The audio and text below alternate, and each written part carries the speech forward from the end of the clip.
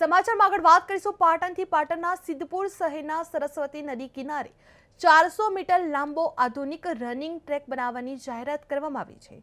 ધારાસભ્ય બલવંતસિંહ રાજપૂતે આ પ્રોજેક્ટ જાહેર કરતા જણાવ્યું હતું કે ટ્રેકથી નાગરિકોને કસરતની સુવિધા મળશે અને સુરક્ષા દળોની તૈયારી કરતા યુવાનોને પ્રેક્ટિસ માટે ઉત્તમ માધ્યમ મળી રહેશે। જે સિદ્ધપુરમાં સરસ્વતી કિનારે રનિંગ ટ્રેક બનાવવામાં આવી રહ્યો છે, જે 400 મીટર આધુનિક ટ્રેક બનશે, જે યુવાનોની ફિટનેસ માટે નવી સુવિધા ધરવામાં આવી છે, જે સુરક્ષા દળોની તૈયારી કરવા માટે મદદરૂપ કરવામાં આવી રહ્યું છે, જે શહેર વિકાસમાં મહત્વપૂર્ણ પગલું છે।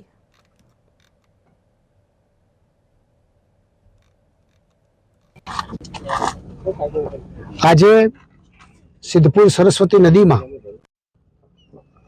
પહેલો ફેઝ પૂરો થઈને બીજો ફેઝ આદરણીય મુખ્યમંત્રી ભૂપેન્દ્રભાઈ પટેલ સાહેબે અને ગુજરાત સરકારે મંજૂર કર્યો છે।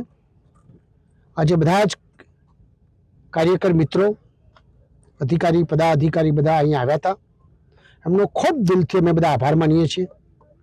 એની સાથે સાથે સિદ્ધપુરમાં પાણીનો પ્રશ્ન છે અને એના માટે સરકારમાં મોહણી નદીથી એટલે ધારીવાડાથી ઈશોર સુધી 20 કિલોમીટરનો પટ એ આખો નદીમાં જે પ્રમાણે સરસ્વતી નદીમાં જે વ્યવસ્થા થઈ એ જ પ્રકારે ચેકડેમથી માંડીને ભૂગર્ભ પાણીમાં કેવી રીતે ઉતારી શકાય એની પ્રપોઝલ ઉત્તર ગુજરાતમાં પહેલી ફેર બની છે। મને ચોક્કસ ખાતરી છે કે ગુજરાત સરકારને અમે બધાએ રજૂઆત કરીને આવનાર સમયમાં 100 કરોડથી વધારે રૂપિયાનો આપણા જે પાણીનો પ્રશ્ન છે સિદ્ધપુરનો એ હલ થશે। આજે આ એક સરસ કામ અમે મુખ્યમંત્રીશ્રીને બિરદાવીએ છીએ। એની સાથે સાથે આવનાર સમયમાં પણ આ એક સરસ કામ થાય એવી અમે વિનંતી પણ કરીએ છીએ।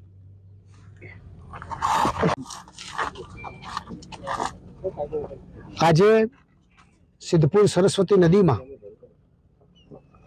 પહેલો ફેઝ પૂરો થઈને બીજો ફેઝ આદરણીય મુખ્યમંત્રી ભૂપેન્દ્રભાઈ પટેલ સાહેબે અને ગુજરાત સરકારે મંજૂર કર્યો છે। આજે બધા જ કાર્યકર મિત્રો, અધિકારી, પદાધિકારી બધા અહીંયા આવ્યા હતા। એમનો ખૂબ દિલથી અમે બધા આભાર માનીએ છીએ। એની સાથે સાથે સિદ્ધપુરમાં પાણીનો પ્રશ્ન છે અને એના માટે સરકારમાં મોહણી નદીથી એટલે ધારીવાડાથી ઈશોર સુધી 20 કિલોમીટરનો પટ